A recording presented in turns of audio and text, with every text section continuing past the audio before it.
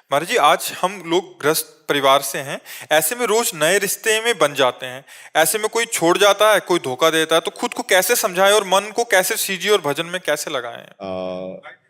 बिना भजन के शुद्ध ज्ञान ने, बिना शुद्ध ज्ञान के बाजार से निकल पाना खुली बाजार काम क्रोध लोभ मोह मद मत्सर इन्हीं में फंसाती रहती है।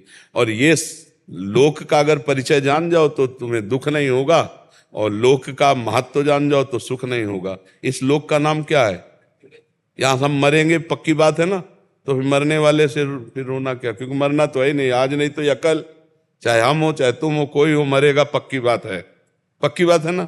अच्छा, इसके बाद ये कि यहाँ जितना कुछ है वो दुखालयम अशाश्वतम, दुख देने वाला और नाशवान है, भगवान ने कहा है।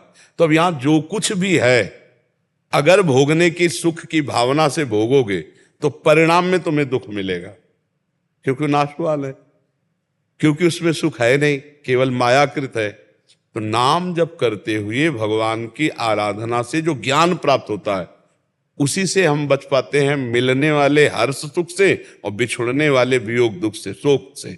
अगर ज्ञान नहीं है तो फिर बचना असंभव है। वो तो इतनी प्रियता हो जाती है कि लगता है मेरा ही है। जैसे अपना शरीर प्रिय लगता है, ऐसे अपना पुत्र, अपना भाई, अपना पत्नी, अपना परिवार, अब उसके बिछुड़ने पर प्राणान, जैसे प्राण निकले ऐसे दुख होता है। बिछुड़त एक प्राण हरि ले ही, ऐसा कष्ट होता है, क्योंकि मोह से बंधा हुआ, अज्ञान से बंधा हुआ है। और जब हमको पता है कि मेरे शरीर सहित सब शरीरों का नाश होना है, छूटना है, वास्तविक ज्ञान जिसको हो गया है उसको क्षोभ नहीं होता। ना मिलने में हर्ष होता है, ना बिछुड़ने में शोक होता है। मिल गए भगवान, चले गए भगवान की लीला, अच्छा हुआ। जो भगवान कर रहे हैं अच्छा कर रहे हैं, उसको हर्ष शोक, मिलन बिछुड़न, अनुकूलता प्रतिकूलता, लाभ हानि, जय पराजय, सुख दुख, इन द्वंद्वों से कोई मतलब नहीं रहता। किसको? जो भगवान का भजन करते हुए ज्ञान को प्राप्त हो गया है। अभी अज्ञान की मोह की दशा है, इसलिए अब ये तो हर्ष शोक, लाभ हानि, दुख दुख, ये द्वंद्व तो बने ही रहेंगे। इसलिए खूब भजन करो, सत्संग सुनो, और दिमाग में बैठा ले रहो मृत्यु लोक है, सब मरेगा, यहां सब छूटेगा, क्रम बाई क्रम छूट रहा है।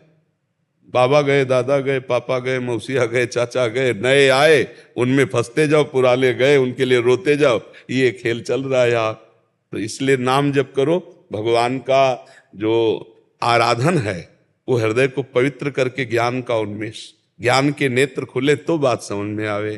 फिर तो जेहि जाने जग जाए हेराई, जागे जथा स्वपन भ्रम जाई। जिस तत्व के जानने पर यह संसार ऐसे खो जाता है जैसे जगने पर स्वप्न का कोई महत्व नहीं होता। ऐसे ही उमा कहूं मैं अनुभव अपना, सतहरि भजन जगत सब सपना।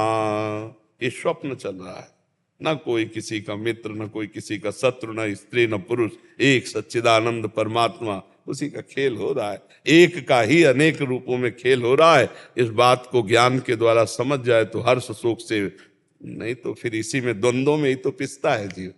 ये ज्ञान भगवान की कृपा से, गुरु की कृपा से होता है। खूब नाम जप करो, सत्संग सुनते रहो, शास्त्र स्वाध्याय करो, दूसरों की सेवा करो भगवत भाव से, सब में भगवान विराजमान, तभी ज्ञान का उन्मेष होगा।